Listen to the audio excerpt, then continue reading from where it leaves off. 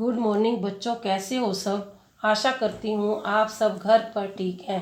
Corona virus के चलते मैं आप सभी बच्चों को कहना चाहती हूँ कि कोई भी अपने घर से बाहर न जाए, अपने फेस पर मास्क अवश्य लगाएं और कुछ समय बाद अपने हाथों को ज़रूर धोएं। अगर आप किसी से भी मिलते हैं तो कम से कम 1 मीटर की दूरी बनाकर रखें।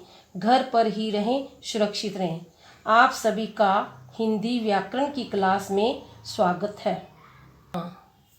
लेसन फर्स्ट, भाषा और व्याकरण। संसार के लगभग सभी प्राणी बोलकर अपने भावों या विचारों को एक दूसरे तक पहुंचाते हैं। इनमें मनुष्य अपने सभी भावों तथा विचारों को बोलकर प्रकट कर सकता है, जबकि दूसरे जीव जंतु अपने कुछ ही भाव या विचार प्रकट कर सकते हैं। मनुष्य की आवाज़ अधिक स्पष्ट होती है। हम प्रतिदिन जो भी कुछ बोलते तथा सुनते हैं वही भाषा कहलाती है। इस प्रकार भाषा हमारे भावों तथा विचारों को एक दूसरे तक पहुंचाने का साधन है। हम छोटी छोटी ध्वनियाँ जोड़कर बोलते हैं। ये ध्वनियाँ वर्ण कहलाती हैं। वर्णों के कर्म वृद्ध मेल से शब्द बनते हैं। शब्दों के मेल से वाक्य बनते हैं। वाक्यों के मेल से अनुच्छेद बनते हैं तथा अनुच्छेदों के मेल से भाषा का निर्माण होता है। उपयुक्त चित्र में 2 बच्चे अपने मन के विचारों तथा भावों को बोलकर प्रकट कर रहे हैं तथा सुनकर समझ रहे हैं। ये जिस साधन का सहारा ले रहे हैं उसे भाषा कहते हैं। हम प्रातः से सायं तक और जो भी कुछ बोलते तथा सुनते हैं वह सब कुछ भाषा ही है। बेटे, इसका क्वेश्चन बनता है भाषा किसे कहते हैं।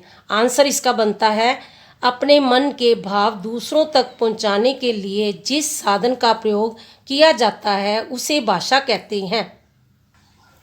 भाषा के रूप। अपने मन के भावों अथवा विचारों को प्रकट करने के लिए हम 2 रूप अपनाते हैं। अंत भाषा के 2 रूप हैं। भाषा मौखिक भाषा, लिखित भाषा।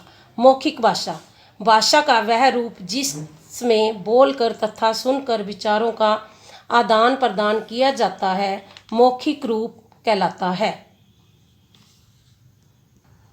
मोहिनी बेकरी की दुकान पर जाकर कहती है, मुझे एक ब्रेड और सैंडविच तथा एक पेस्ट्री देना।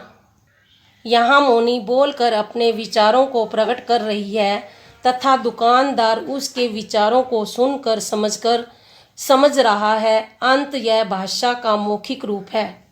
लिखित भाषा भाषा का वह रूप जिसमें लिखकर तथा पढ़कर विचारों का आदान प्रदान किया जाता है लिखित रूप कहलाता है। अध्यापिका ने शाम पट पर लिखकर बच्चों को बताया। यहाँ अध्यापिका ने अपने विचारों को लिखकर प्रकट किया। उन्हें छात्रों ने पढ़कर समझा। अंत यह भाषा का लिखित रूप है। इस वीडियो को बार बार देखो, सुनो और समझो। जो नहीं आता मेरे से पूछ सकते हो।